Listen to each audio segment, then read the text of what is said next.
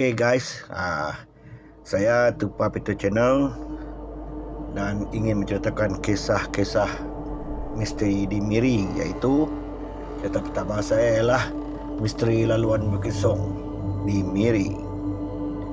Kalau disebut Bukit Song, pasti pertama yang terlintas di bukit benak fikiran anda adalah kisah seram dan misteri yang seringkali berlaku di kawasan bukit berkenaan.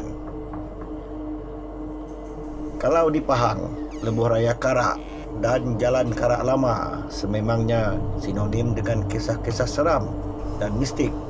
Begitu juga halnya dengan sebuah kawasan yang tidak kurang kerasnya gangguannya dan merupakan kawasan yang paling digeruni oleh sesiapa sahaja melalui, terutama apabila waktu malam. Laluan Bukit Song yang dimaksudkan terletak di antara laluan Miri ke Lambir, dan tidak begitu jelas tentang asal Bukit Song tersebut mendapat namanya. Ada beberapa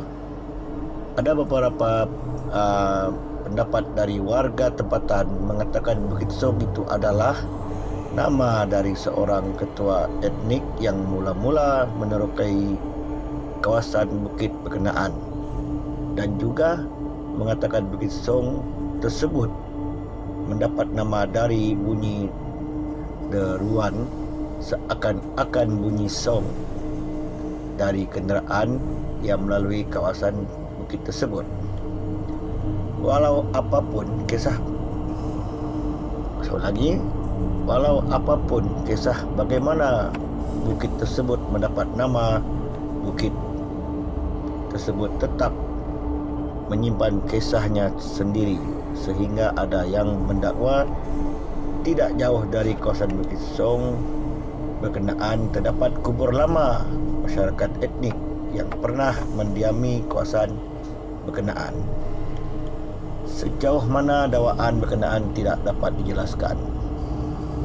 Tidak dapat dinyatakan di mana titik sebenar di kawasan Bukit Song yang betul-betul keras, atau lebih lagi senang disebut berhantu atau berpuaka, kerana boleh dikatakan sepanjang laluan kawasan Bukit Song tersebut memang mempunyai kawasan-kawasan mistik dan misterinya sendiri. Seperti mana yang pernah kita dengar cerita sebelum ini dalam artikel yang lepas tentang selekoh maut yang tidak jauh dari sebuah sungai dan gaung, adalah artikel kali ini pula kami ingin berkongsi kisah-kisah yang pernah diceritakan dan dikongsikan kepada paranormal yang lain. Mungkin terdapat banyak lagi kisah-kisah seram yang pernah dilalui sendiri oleh riders dan followers ketika melalui laluan Bukit Song ini, atau boleh kita gelarkan laluan Karak di bumi Miri. Okey, kita mulakan sejarahnya. Sejarahnya dibina laluan Miri Lambir yang juga sebahagian dari projek pembinaan laluan perhubungan utara dan selatan bermula pada 1965 secara berperingkat dan merupakan laluan utama penghubung Pekan Miri pada ketika Bena Miri belum lagi menjadi bandar dan masih bertaraf pekan. Pekan-pekan lain di Sarawak, dan laluan ini siap diturap sepenuhnya pada tahun 1995. Laluan yang dinamakan Pan Borneo Highway atau Trans Borneo Highway ini menghubungkan Sematan hingga ke Kudat, Sabah. Ini juga pada awalnya di bawah kawalan Selia Kerajaan Negeri hinggalah digejet semula pada tahun 1996 di bawah kerajaan pusat, dan seterusnya digejetkan sekali lagi menjadi sebahagian dari jaringan Lebuh Raya Asia. menghubungkan 3 negara iaitu Sabah, Brunei dan Sarawak, Kalimantan dan negara yang berkenaan dengannya dengan had kelajuan 70 km sejam, berbalik kepada kisah laluan Bukit Song yang merupakan sebahagian dari laluan Pan Borneo. Berikut adalah beberapa kisah yang pernah menjadi buah mulut dan menjadi sumber kisah-kisah seram warga Miri. Kisah pertama, kita akan dengar kisah pertama. Siapakah mereka itu? Okey. Mengikut kisah yang pernah diceritakan, pernah berlaku pada suatu malam di mana ketika itu sebuah kenderaan yang dinaiki oleh satu keluarga yang dalam perjalanan menuju ke Kuching. Dahulunya selalu perjalanan dari Miri ke Kuching selalu dilakukan pada waktu malam oleh pengguna lebuh raya untuk mengelakkan cuaca panas. Dan setibanya kenderaan mereka ke satu kawasan di Bukit Song, mereka terkejut apabila terlihat sekumpulan manusia berjalan dalam gelap tanpa lampu suluh. Pada mulanya si suami tidak begitu hairan kerana beranggapan kemungkinan sekumpulan berkenaan baru pulang dari Bandar Miri. Namun kemudian dia sadar bahawa jam telah menunjuk hampir tengah malam dan mustahil orang yang anggap orang yang sanggup berjalan kaki dalam gelap, tambahan pula tanpa sebarang lampu suluh. Ketika dia memandu perlahan melalui kumpulan tersebut, dia mulai ketakutan kerana kumpulan tadi semua berwajah buruk dan menyeramkan. Tanpa membuang masa, si suami tadi terus menekan minyak kenderaan meninggalkan kawasan tersebut. Itulah kisah pertama, dan kita akan menceritakan kisah kedua pula, hantu galah. Kalau orang Iban cakap hantu tinggi. Okey, kita mulakan kisah tentang makhluk yang dinamakan hantu galah atau hantu tinggi. Ini merupakan kisah yang paling sering didengar di kawasan Bukit Song. Saya sendiri pun pernah melihat, sebab saya melalui jalan itu untuk balik kampung. Mengikut kisah pengalaman mereka yang pernah terserempak makhluk ini, kebanyakannya tidak sedar akan kehadiran makhluk berkenaan dan hanya sedar apabila mereka melihat kawasan jalan raya yang disuluh seperti diampit oleh apa yang digambarkan sebagai sebatang pokok balak yang besar di kiri kanan. Walhal sepanjang laluan tersebut tidak terdapat sebarang pokok besar yang tumbuh di bahu jalan. Berdasarkan dakwaan, ketika melalui celah kangkang makhluk berkenaan jangan sekali-kali berhenti dan teruskan perjalanan kerana khawatir sekiranya berhenti makhluk berkenaan akan mendatangkan musibah seperti sakit dan sebagainya yang tidak dapat dipulihkan kecuali dengan cara perbuatan alternatif. Selain itu, juga terdapat juga dakwaan mereka yang pernah melihat makhluk tersebut ketika melalui laluan berkenaan ketika maghrib, dan menurut dakwaan makhluk tersebut sedang berdiri tegak dengan kepalanya yang melonjak seperti kon mendongak ke langit. Itulah kisah yang kedua, dan kita akan seterusnya ke kisah ketiga. Ini pernah terjadi dan pernah saya dengar dari mulut di sekitar warga tempatan di Bukit Song.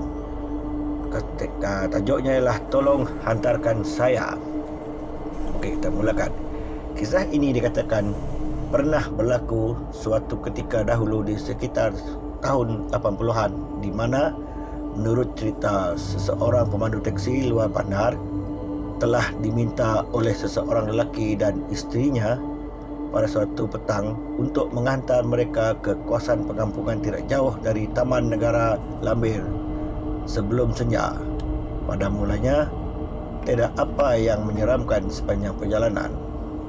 Bertambah pula ketika itu, waktu petang dan hampir senja hinggalah ketika memandu tersebut beserta penumpangnya tadi tiba di suatu selekoh tajam tidak jauh dari kawasan sawah di lembah bukit. Sewaktu kenderaan teksi berkenaan menuruni jalan yang agak curam dan lurus sebelumnya sampai di selekoh, dengan tiba-tiba lelaki tadi meminta pemandu teksi berkenaan memberhentikan kenderaannya. Pemandu teksi berkenaan kemudian terasa heran kerana setahunya tiada rumah atau kampung di kawasan berkenaan, lantas terus bertanya di manakah rumah pasangan tadi. Sambil memandang ke arah pemandu teksi luar bandar berkenaan, lelaki tadi menjawab rumahnya jauh lagi, tetapi dia dan isterinya ingin ke bawah lembah tersebut kerana mereka hendak ke tempat di mana mereka berdua menemui ajal ketika kenderaan mereka terbabas dan jatuh ke dalam gaung tidak jauh dari selekoh tersebut. Akibat ketakutan, pemandu teksi luar bandar tersebut lantas terus memecut kenderaannya meninggalkan tempat tadi kembali ke Bandar Miri. Itu tadi yang kisah ketiga, dan kisah keempat pula ini yang akan menyeramkan, iaitu kisahnya Pontianak, atau dipanggilkan kami orang Sarawak Hantu Ino. Okey, berikut ini pula tentang kisah seseorang pemandu lori trailer yang pernah diceritakan oleh orang lama dan berlaku pada sekitar tahun 80-an, di mana menurut kisahnya seorang pemandu trailer berbangsa Cina yang pada ketika itu dalam perjalanan dari Bintulu ke Bandar Miri membawa trailer yang berisi muatan. Ketika sampai ke selekoh tajam berhampiran kawasan sawah, pemandu tersebut seperti biasa akan menekan minyak trailer berkenaan untuk menaiki kawasan laluan curam menuju ke Bukit Song. Derutan enjin diesel lori trailer berkenaan memecah kesunyian malam di kawasan tersebut, dan ketika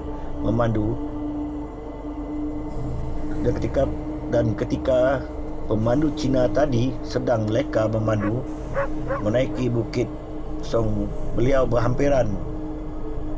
hampir-hampir terbabas ke bahu jalan apabila terlihat lembaga seorang wanita dengan berpakaian lusuh berwarna putih dipenuhi lumpur dan berwajah yang sangat hodoh sedang berdiri di tepi tingkap sebelahnya, walhal lorinya yang pada ketika itu sedang bergerak akibat ketakutan.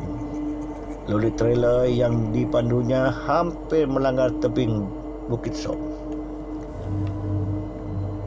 Banyak lagi kisah-kisah seram yang pernah terjadi di kawasan laluan Bukit Song Lambir yang pernah dialami oleh sebilangan warga Miri yang menggunakan laluan tersebut.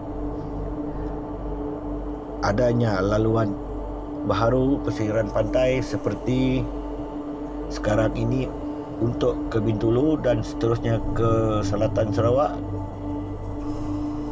Dan kisah-kisah yang kami kongsi di atas hanyalah sebagai hiburan, dan jangan kita mudah percaya. Bukan kita berani, bukan kita takut, cuma kita berserah kepada Tuhan. Okey. Dan sekian saja cerita. Kita akan sambung kalau ada cerita lagi. Dan selamat, maju jaya. Jangan lupa subscribe channel ini sokonglah YouTuber kita Malaysia. Dengan ini saya mengundur diri dan terima kasih.